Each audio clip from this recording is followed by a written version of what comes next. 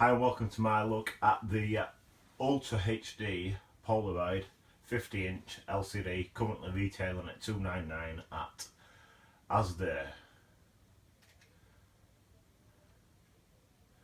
Just got it connected to my PC at the moment, so you can see how it plays like.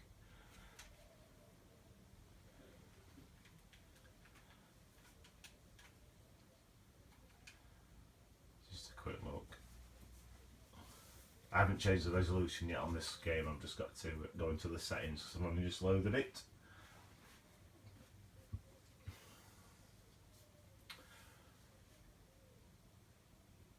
Alright, an update. It's strange. Try again.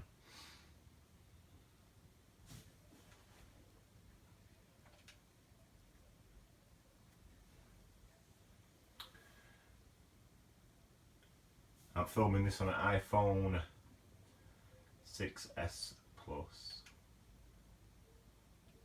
The iPhone is actually picking up the brightness a lot more than what it actually is.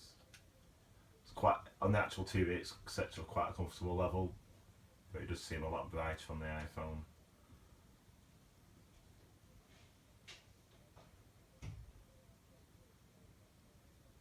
See if it'll work this time. I'll run through a number of games on the PC, on the TV, and then I will show you the TV itself.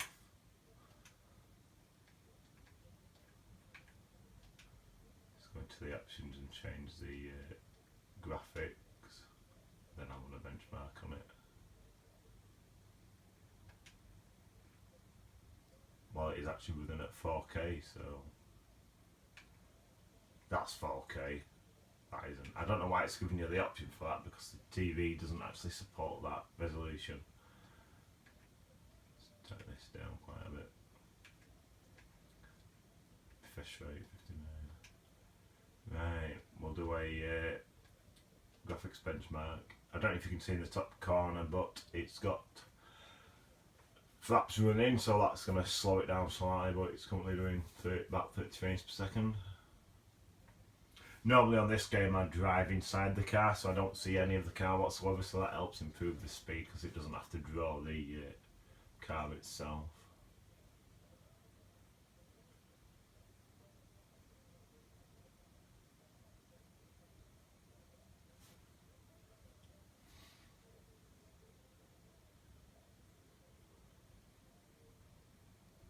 At the moment it's running at 30 frames per second.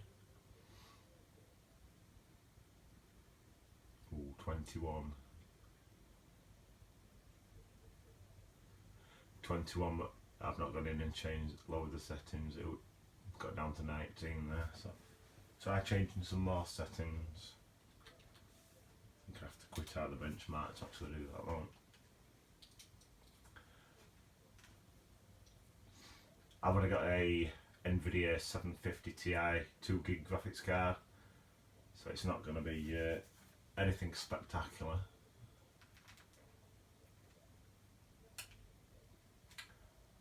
If I go into the settings and oh no wonder everything's on high. So if I put it on medium, we'll give it a go at that.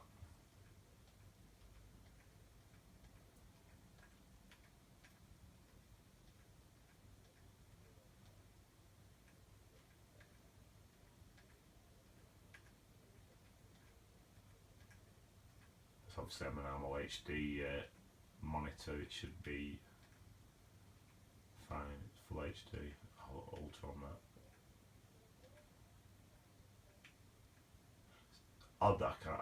Oh, I've only got a second generation i5 actually saying that. Right, we'll try that then and see if that speeds it up anymore.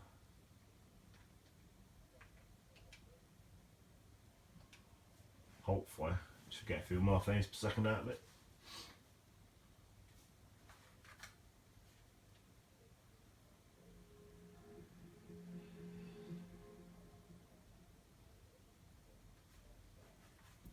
Press the I button on the remote and you'll get the current resolution and what input we're on.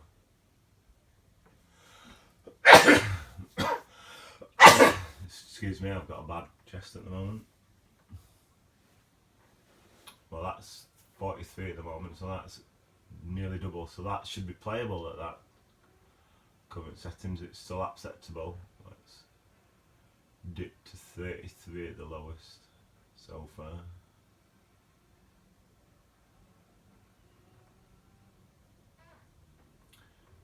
Which that's quite playable though.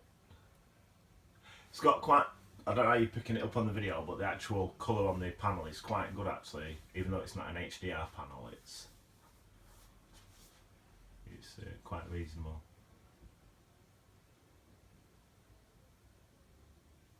Now, a lot of people moan about the delay between the movement of your controller on a PC and the actual vehicle moving because of the delay in processing the picture with it having so many gazillions of pixels. But I've not actually tried this particular game to see if there's much of a delay. It costs something really bad. And for $299, I don't think it's going to have the fastest engine on it. But it's still averaging, well, 40-ish, 35, 40. So let's have a quick look.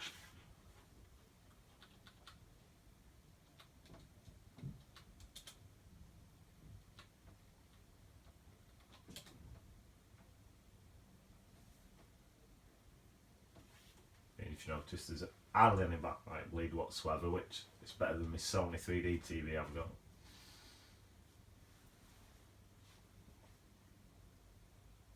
Well, the lowest was 29.9, average 41, and maximum 58. So what I'll do now, I'll go into the actual game and have a quick run round to see if there's actually much of an issue with the action to actually moving the joystick and actually moving on the screen. We'll do a quick time attack. Not the world's best driver, but it should give you a rough idea of how it plays.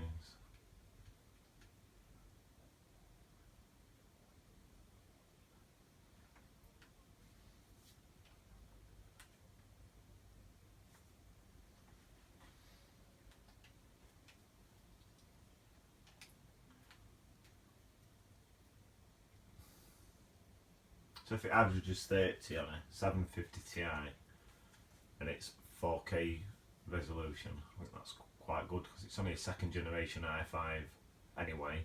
16GB of DDR3 RAM in it.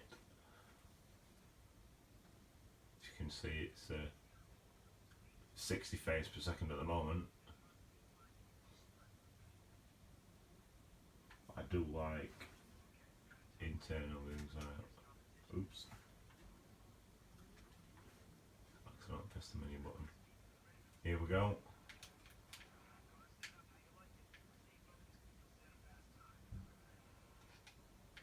As I'm moving the joystick, remember I said I'm no professional driver, it does seem to be responding quite well, updating. Doesn't seem to be at a delay. Right, I've brought the car out and it's, well, in that tunnel it was 52, but on the outside you're looking at 46, so that's not too bad. Back in the tunnel we're getting 35, 51, so it depends what's showing on the screen, I suppose. But in reaction time to moving the joystick and the vehicle actually moving, it's actually quite decent.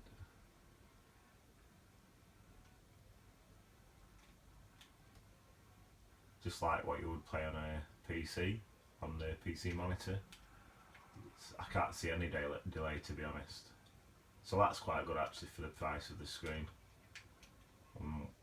When other screens are actually quite delayed. Oh, crash. That's a quick look at Grid 2 on the Asda Polaroid branded 4K TV. Right, we'll exit out of this, head on Alt F4. Right, another one that looks half decent is spin tyres.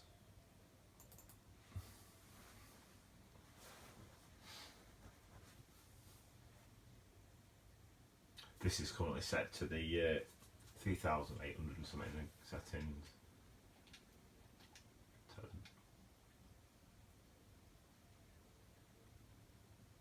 That's spinning around 25, 27 frames per second, which is still more than playable. You need 15 frames per second to fool the brain into thinking you've got motion.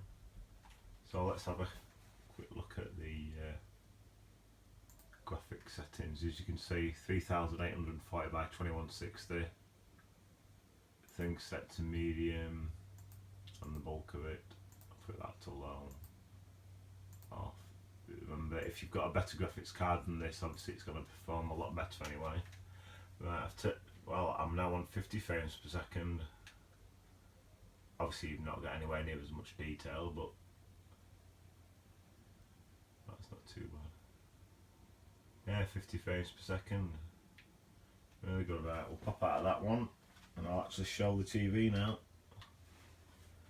Right, there's the PC running on HDMI 2 should I say. Right, if we go to the TV, this is a HD channel. Nice clear picture. You'd have to be like most TVs, sat at least 5-6 foot away, so it's a nice picture. Right, I'll show you how long it is to actually load the smart side of it. The smart is loading it, as you can see in the top left of the corner. It's wired Ethernet I've got in. I'm on a 74 meg connection, and as you can see it's got a list of apps. There is an app store on it.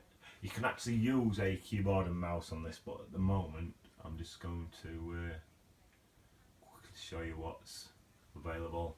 Now, if you can see on the top, you've got 1, 2, 3, 4 and 5. You have to press that on the corresponding key on the keypad and it'll give you the more options. And there's no Amazon, which is a shame. Being a 4K TV, you'd expect it to have it on it, but a lot of the services are there. So if you pop into, if you press the blue button, you can get on to some of the other options. Right, you've got YouTube. As you can see, quite fairly even backlight if you can tell properly. Now that is just the camera then picking up more brightness than what it really should, to be honest. But then there's the video that I made earlier. Right, it's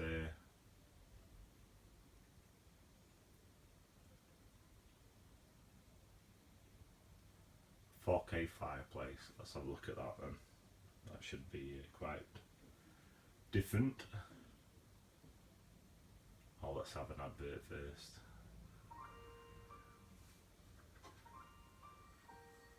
Obviously the advert's on the original video.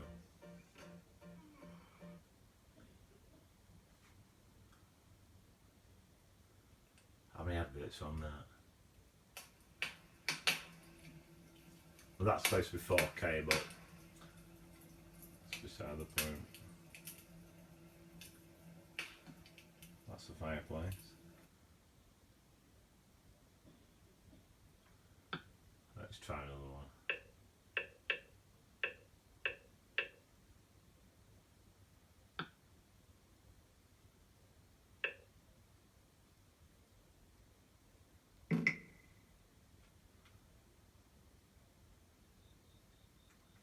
This is supposedly 4K, but don't quote me on that.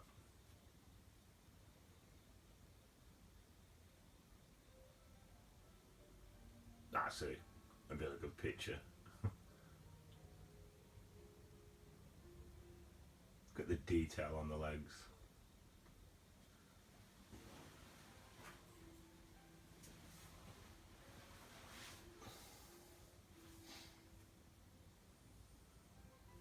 Now the ports on the back say for the USB that it will only support 500 milliamps maximum, which is a bit low, to be honest. I'd expect at least 1 amp. But that picture is amazing on that. Look how clear that is. Obviously you'd have to at least run this video at full HD to see how clear it is, but it is a 4K video. That looks amazing, that does.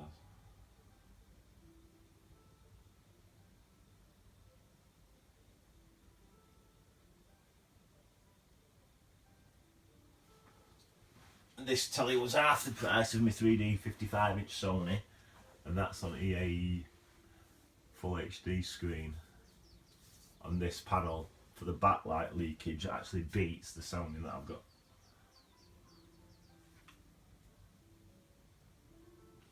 Right, we'll come out of that and go back to more of the TV function. So I'll go back to the smart side of it.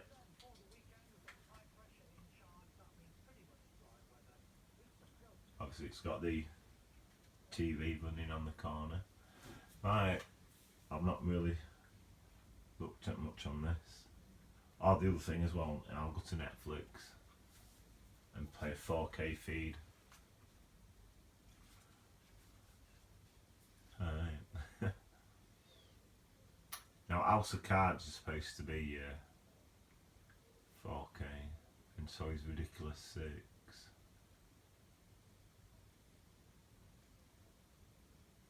Supposed to be.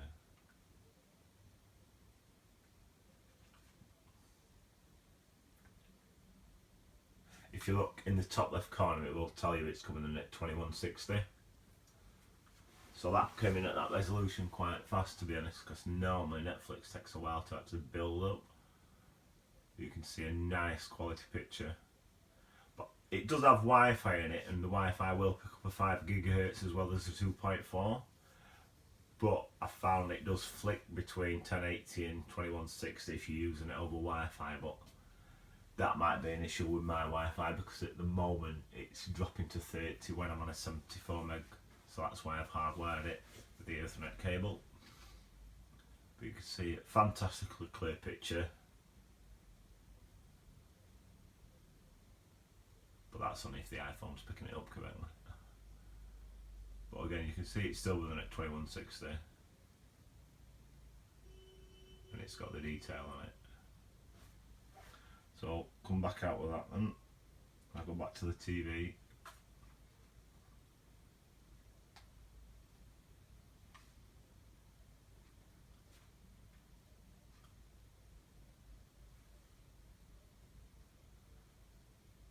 Share the web browser, it's a pain in the backside, to be honest, without the keyboard on.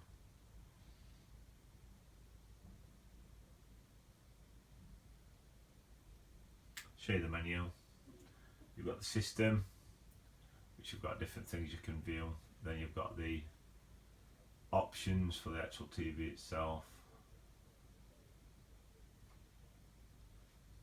And that menu.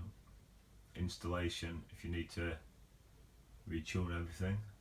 Now I don't like saying analog, but obviously we don't have analog in the UK anymore, so that's a bit pointless.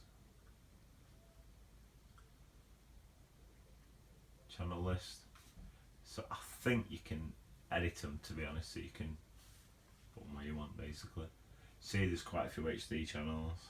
Now I'll put on ITV2 and show you how bad the actual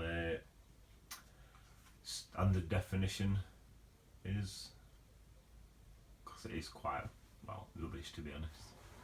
But ITV2 generally has a lot of compression, so as you can see it's nowhere near as clear. You're not getting the detail on the face or the hair, etc.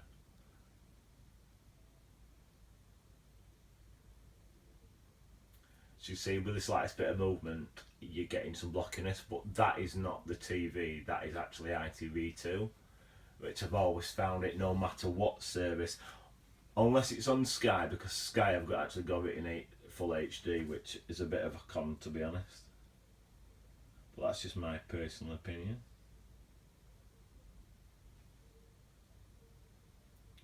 See, that's the electronic program guide. Now if we go to this morning, this is on standard definition. As you can see, it's, well, rubbish. So we'll put it on the full HD. You should be able to tell the difference straight away, to be honest. A lot better picture quality.